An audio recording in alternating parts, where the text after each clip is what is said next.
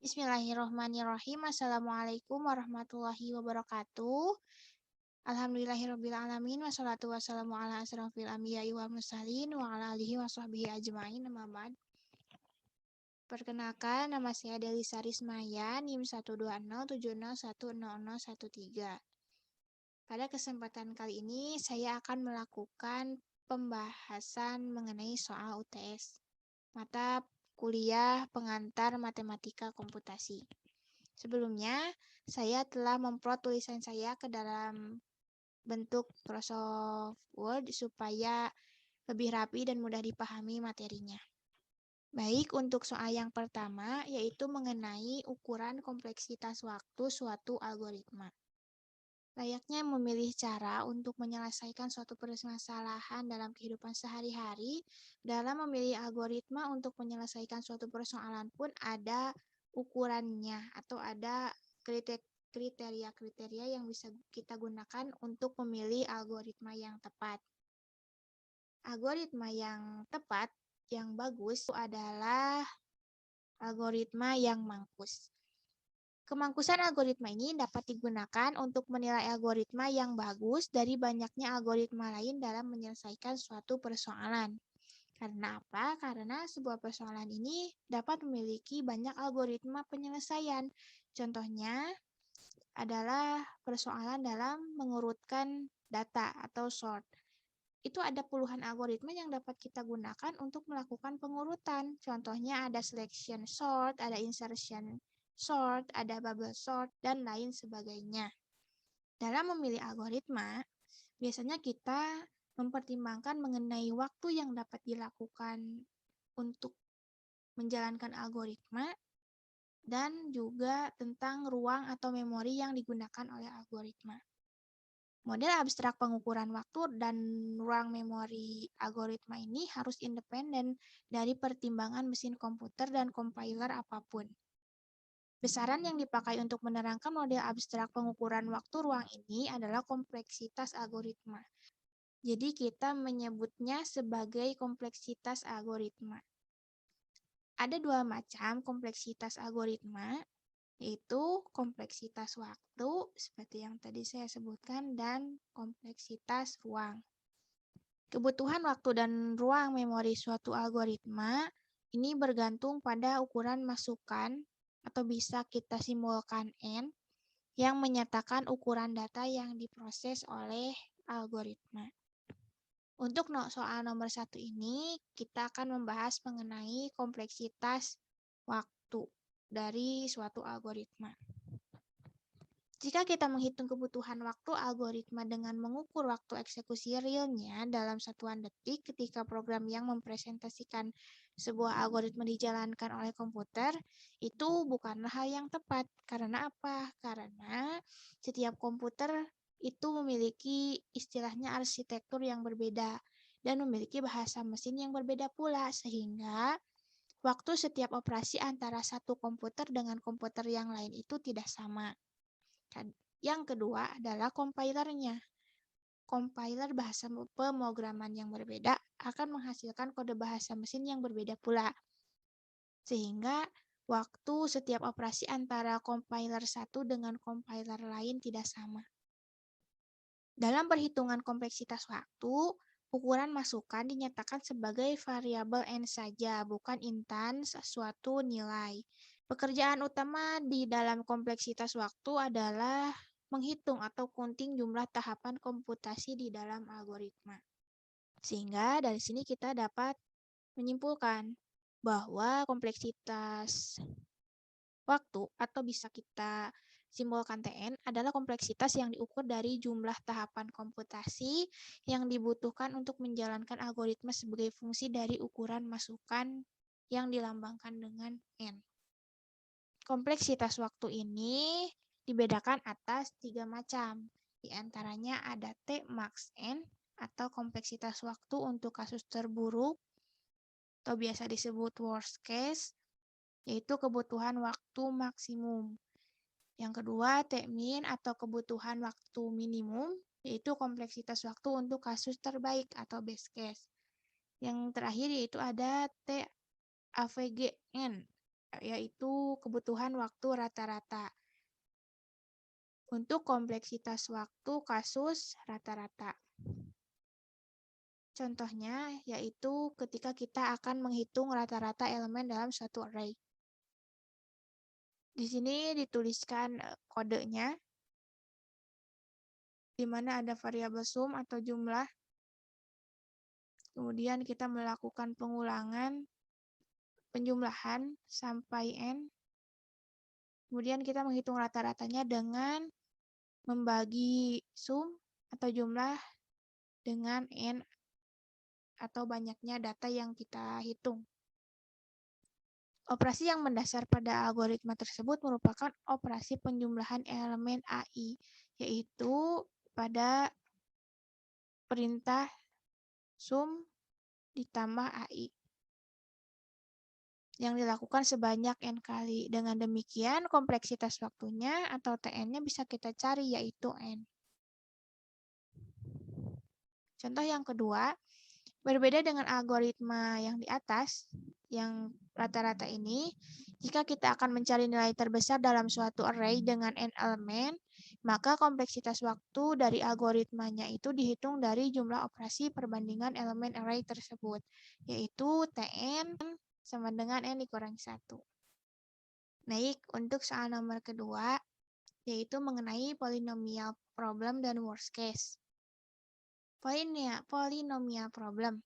Polynomial problem atau P-problem ini adalah himpunan semua keputusan yang dapat dipecahkan oleh algoritma dengan kebutuhan waktu polinom. Semua persoalan keputusan yang dapat diselesaikan dalam waktu polinom adalah anggota himpunan P-problem. Kaitannya dengan kompleksitas waktu yaitu ada sebuah teorema di sini bila Tn sama dengan AM n pangkat M tambah AM kurang 1 n pangkat M kurang 1 sampai dengan A0 n pangkat 0 atau bisa ditulis A0 saja. Itu adalah polinom berderajat kurang dari sama dengan M. Maka Tn ini adalah berorde n pangkat M. Jadi kita lihat pangkat tertingginya. Contohnya yaitu persoalan untuk mencari sebuah nilai dalam sebuah larik atau array adalah P-problem. Untuk worst case atau analisis kasus terburuk seperti yang tadi disebutkan di soal nomor 1, itu dilambangkan dengan Tmax N atau kebutuhan waktu maksimum. Analisis worst case ini mengantisipasi waktu terlama yang diperlukan suatu algoritma untuk memecahkan masalah pada n jumlah inputan. Analisis worst case ini memberikan batas atas atau upper bound dari running time. Sehingga pemahaman kelas P menjadi hal mendasar yang umum untuk dikuasai, agar kita bisa melakukan analisis waktu terburuk ini. Lanjut ke soal nomor 3, yaitu mengenai cara mengukur efisiensi waktu algoritma dan standar pengukuran. Dalam menjalankan algoritma, kita memerlukan strategi-strategi tertentu. Hal ini bertujuan untuk mengukur mana strategi yang baik dan efisien agar yang kita perlukan untuk menjalankan algoritma. Kita memerlukan suatu alat ukur, dengan kata lain kita memerlukan suatu notasi kompleksitas algoritma yang memperlihatkan kinerja algoritma untuk n yang besar. Notasi kompleksitas waktu algoritma untuk n yang besar ini dinyatakan atau dinamakan sebagai kompleksitas waktu asimptotik. Ada 3 notasi alat ukur asimptotik, yaitu yang pertama ada big O, kemudian yang kedua ada big omega, dan yang terakhir ada big theta. Yang pertama adalah big O, atau bisa dibaca big O. Definisi 1 menyatakan bahwa Tn adalah big O Fn, yang artinya Tn berorde paling besar Fn bila terdapat konstanta C dan N0 sedemikian sehingga Tn lebih kecil sama dengan Cfn untuk N lebih besar sama dengan N0. Fn ini adalah batas lebih atas atau upper bound dari Tn untuk n yang besar. Fungsi Fn biasanya dipilih dari fungsi-fungsi standar, seperti 1, n kuadrat, n pangkat 3, dan seterusnya. Kemudian ada log n, ada n log n, 2 pangkat n faktorial, dan sebagainya. Di sini terdapat contoh, yaitu tunjukkan bahwa 2n kuadrat ditambah 6n ditambah 1 adalah on kuadrat. Penyelesaiannya yaitu sebenarnya untuk menyatakan bahwa fungsi ini adalah anggota dari on kuadrat, itu bisa kita lihat dari pangkat tertinggi dari n-nya. Seperti definisi yang ini, ketika kita mendapati suatu Tn dengan bentuk polinom seperti ini, maka ordenya itu n pangkat m. Ini pun demikian. Tapi untuk kita bisa mencari nilai C dan n0-nya, kita harus melakukan langkah-langkah. Itu di sini 2n kuadrat ditambah 6n tambah 1 sudah jelas kurang dari 2n kuadrat ditambah 6n kuadrat ditambah n kuadrat sama dengan 9n kuadrat. Untuk semua n lebih besar sama dengan 1. Sehingga kita bisa menentukan bahwa konstantanya itu adalah 9. Kemudian Tn-nya adalah n kuadrat, dan n0-nya adalah 1. Atau karena ini 2n kuadrat tambah 6n tambah 1 itu lebih kecil sama dengan n kuadrat ditambah n kuadrat ditambah n kuadrat. Jadi 2n kuadrat tambah 6n ditambah 1 ini kurang dari sama dengan 3n kuadrat untuk semua n lebih besar sama dengan 7, dan C sama dengan 3, Tn sama dengan n kuadrat, dan n0-nya sama dengan 7. Big O ini bisa kita gambarkan ke dalam suatu grafik, karena ciri dari Big O itu adalah tanda lebih kecil sama dengan. Jadi misalkan kita gambarkan suatu grafik, kemudian ini untuk n0-nya. Nah, jadi di grafik C, Fn-nya itu berada di atas grafik Tn. Ini untuk Tn. Dan yang satunya lagi yang di atasnya adalah untuk CFN. Ini untuk Big O. Jadi tandanya itu yang bisa kita garis bawahi, Big O itu lebih kecil atau sama dengan. Jadi si Tn ini lebih kecil atau sama dengan CFN. Lanjut ke notasi yang kedua, yaitu Big Omega. Definisi dari Big Omega ini yaitu ketika Tn adalah omega Gn, artinya Tn berorde paling kecil Gn. Jika terdapat konstanta C dan N0 sedemikian sehingga Tn-nya ini lebih besar atau sama dengan CFN untuk N lebih besar atau sama dengan N0. Nah, ini kebalikan dari Big O. Jika kita gambarkan, misalkan kita punya suatu grafik, kita beri N0-nya. Nah, maka grafik dari Tn itu berada di atas CGN-nya.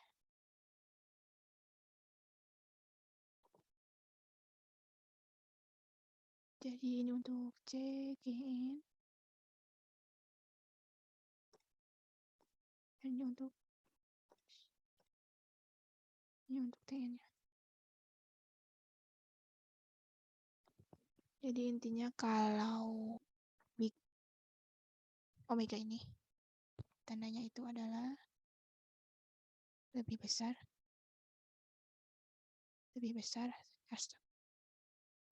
atau sama dengan. Yang terakhir yaitu big theta. Nah, big theta ini definisinya Tn adalah big theta Hn ya, yang artinya Tn berorde sama dengan Hn jika Tn sama dengan OHn dan Tn juga sama dengan omega Hn. Jika Tn sama dengan big theta Hn, maka kita katakan Tn berorde Hn. Contohnya di sini. Tentukan notasi omega dan theta, big omega dan big theta untuk Tn sama dengan 2n kuadrat tambah 6n tambah 1.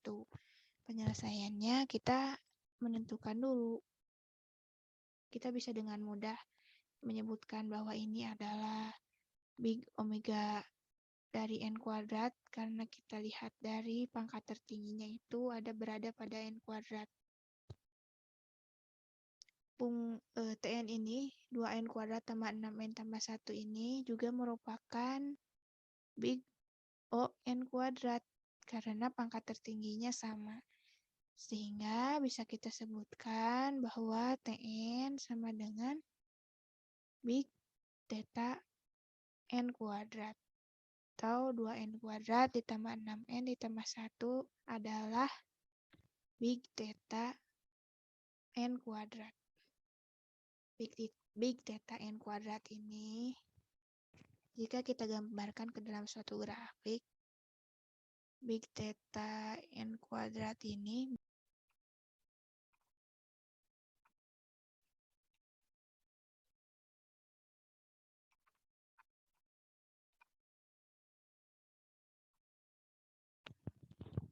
nah, jadi nilai Tn itu berada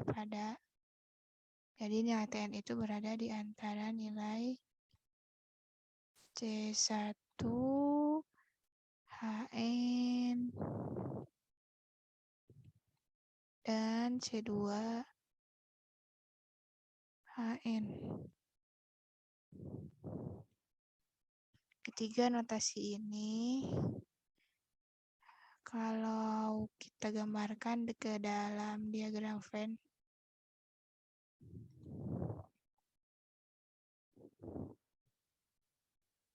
misalkan ada diagram Venn,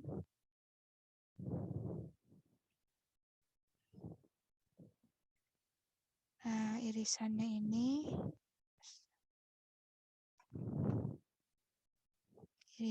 ini adalah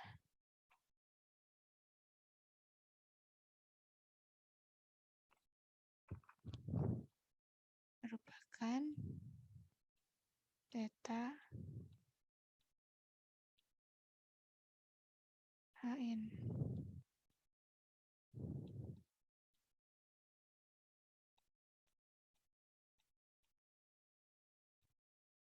Dan yang ini adalah big omega Hn.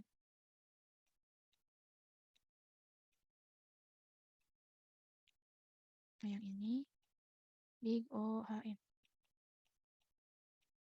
Itu kira-kira. Jadi bahasan selanjutnya yaitu mengenai standar notation atau notasi standar. Untuk mengetahui cara mengukur standar efisiensi dengan notasi asimptotik, kita harus mengetahui tentang standar notation terlebih dahulu. Di antaranya yang pertama ada monotonicity atau kemonotonan. Definisinya yaitu fungsi dikatakan monoton naik jika terdapat M kurang dari N, sehingga menyebabkan Fm itu kurang dari atau sama dengan Fn. Oh iya, ini tuh M kurang dari sama dengan N. Jika kita akan menggambarkannya ke dalam suatu grafik, jadi Ini jika kita memiliki M di sini, kemudian ada N. Maka ini sudah jelas ya, nilainya itu lebih M itu lebih kecil atau sama dengan N, lebih kecil dari N. Nah, maka si Fm sini nilai Fm-nya itu, maka nilai ini kan titik Fm. Nah, ini titik Fn.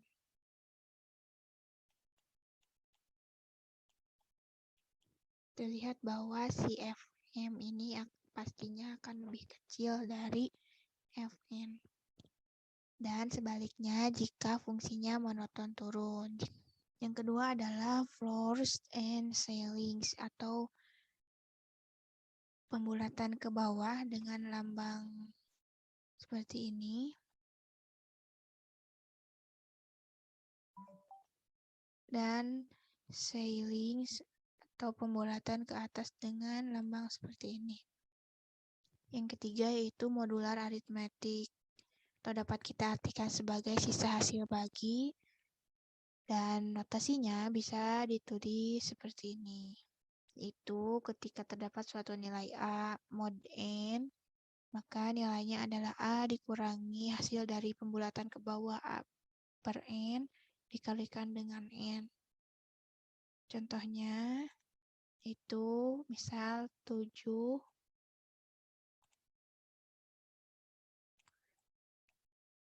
mod 2 3 itu sama dengan 7 dikurangi pembulatan ke bawah dari 7 per 3 dikalikan dengan 3. Nah, 7 dikurangi 7 dibagi 3 kan kurang lebih hasilnya itu 2,3.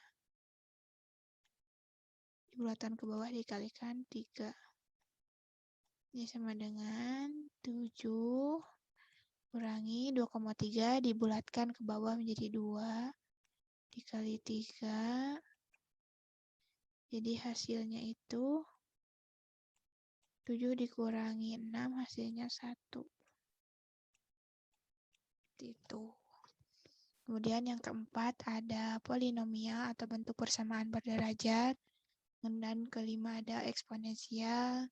Yang keenam ada logaritma. Dan yang terakhir adalah fungsi-fungsi iterasi atau fungsi yang memanggil dirinya sendiri.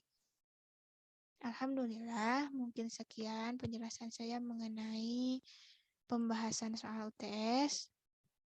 Kurang lebihnya mohon maaf. Wassalamualaikum warahmatullahi wabarakatuh.